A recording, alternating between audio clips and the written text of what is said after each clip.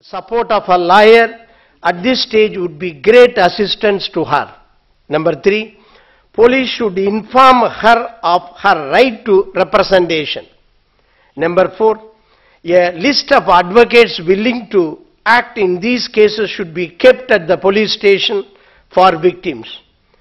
Recent instances of detention of victims of sexual assault in police stations and suicide attempts post-trauma reaffirm the need for proactive role of legal services authorities in reaching out to the girls and women in need of quick and quality legal aid and assurance.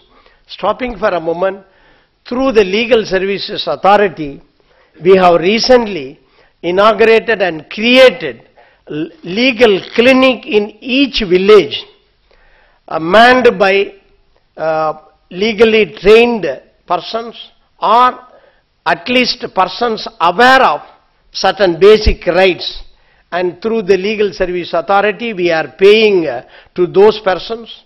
For example, if any person has any doubt about certain crimes or certain things or some requirement in the Tahsildar's office for getting a family card or ration card, etc., they will take those persons to the concerned office, and when it is published in all media, Madam Jai Singh has asked me, "Sir, why don't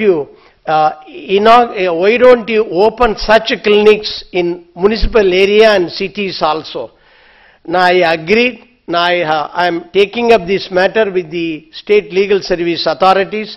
Now these kind of clinics are available and functional all 24 hours all over India in our villages. And I'm thankful to the Government of India. They are providing required funds for this kind of assistance. And the need of the hour is to redouble our efforts and provide legal services to the women through more targeted approach. Every state legal services authorities must undertake this task by reaching out to women in despair. This will be a great challenge owing to various obstacles, but it is also an opportunity which requires creative solutions and better coordination among legal professionals, NGOs, and state legal services authorities. I am going to highlight the certain details about role of courts.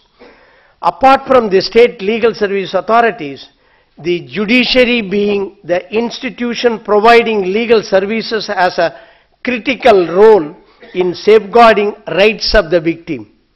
It is my firm belief that courts and judges throughout India must continue to play a progressive, dynamic, creative, proactive role for social, economic, cultural transformation. Here it is apt to quote Justice Krishna Iyer's statement, I quote, "The fight is not for women's status, but for human worth. The claim is not to end inequality of women, but to restore universal justice," unquote. Thus, judges must try to ensure that legal system is gender just and fair. While deciding cases, courts have a constitutional duty to not shut their eyes to the reality of prevailing patriarchy. Delay in registering the FIR in rape cases does not necessarily have to lead to doubt veracity of complaint by the victim. Stopping for a moment, we explained in one case, if certain things happen to our girls and women, say the case of rape, nobody likes to go and inform immediately. See, our Indian folk, they have a little hesitation. First, they may inform this to her mother, parents, then well-wishers. After getting their advice, they may go to the police station. That's why in that decision we have held that on the ground of delay in filing complaint or FIR, the case cannot be rejected. And likewise, in another case we have analyzed, if the solitary statement of the victim or prosecutrix is acceptable, even without a corroboration is acceptable, and the courts are permitted to take note of her statement and impose appropriate sentence. Because the trial judge he gets an opportunity to note down her feelings. If a word comes from her heart, why not the court accept her statement as truth?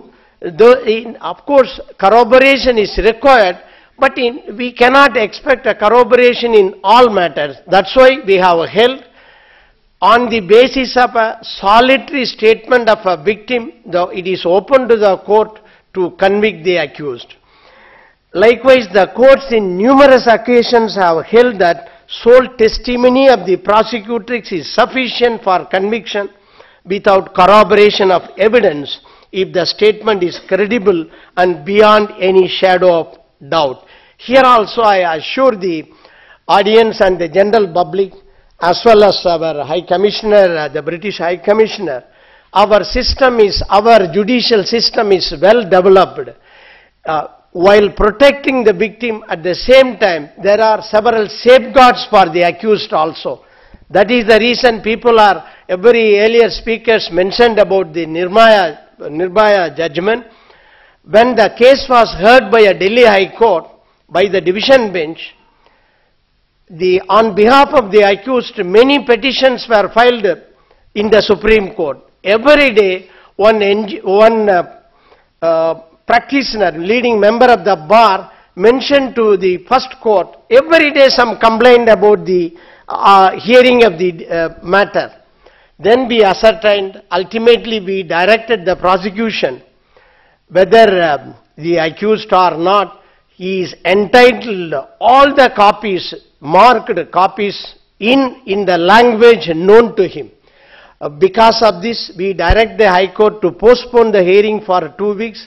We directed the prosecution to translate all the materials in Hindi in which the accused are familiar, supply those copies to them. Thereafter, we permitted the High Court to proceed further. So, we give all opportunity to the accused also.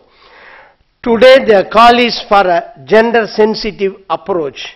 Courts have a role in giving such interpretation to beneficial and welfare legislation which serves to ameliorate the status and condition of women in our society. There have been many instances where the apex court of our country, being the guardian of fundamental rights, has taken sumo motu action against such crimes. The gang rape of 20-year-old woman in Subalpur village in the state of West Bengal, just now I mentioned, is one such incident in the recent past. When this incident was published in the in the Economic Times, my learned brother Justice Chauhan, before going to the lounge, he brought to my notice. Immediately on the same day, we issued a notice. This case was an incident, epitome of aggression against women, wherein young girl was gang raped on the, on the orders of community panchayat as the punishment for having a relationship with a man from a different community. As absurd as it may sound, but that is the reality in our contemporary society. The courts are required to be more vigilant and sensitive to such crimes and issue suitable orders at appropriate time for safeguarding the interest of women in our society.